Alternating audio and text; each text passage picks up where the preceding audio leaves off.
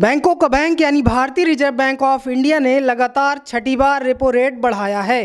Repo rate बढ़ने का मतलब है अब महंगाई बढ़ने वाली है और आपके कार और होम लोन की किस्तें फिर हो जाएंगी महंगी। रिजर्व बैंक ऑफ इंडिया ने आम आदमी को बड़ा झटका दिया है। आरबीआई ने रेपो रेट में 25 बेसिस पॉइंट यानी 0.25% की बढ़ोतरी की है। इसके बाद सभी तरह के लोन महंगे हो जाएंगे।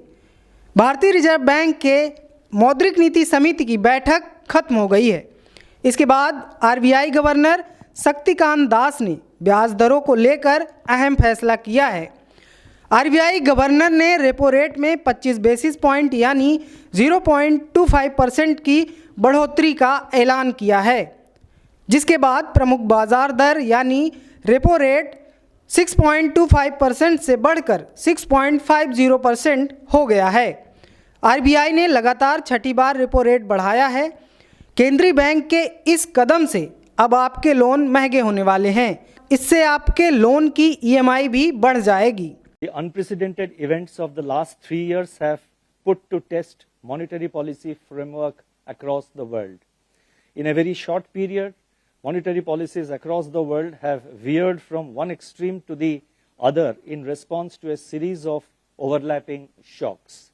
In the current unsettled global environment, emerging market economies are facing sharp trade-offs between supporting economic activity and controlling inflation while preserving policy credibility. The global economic outlook does not look as grim now as it did a few months ago. Growth prospects in major economies have improved, while inflation is on a descent, though inflation still remains well above the target in major economies. The situation remains fluid and uncertain. Reflecting this recent optimism, the IMF has revised upwards the global growth estimates for 2022 and 2023.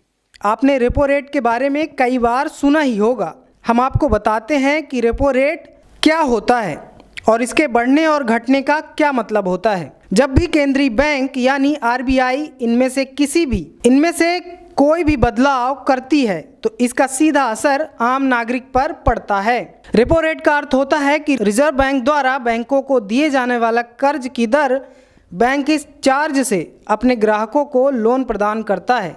Repo rate कम होने का अर्थ है कि bank लोगों को कम ब्याज दर पर loan देगा। अगर यह बढ़ती है तो बैंक अपने लोन महंगा करता है और लोगों की ईएमआई भी बढ़ जाती है, या कहें तो लोन महंगे हो जाते हैं।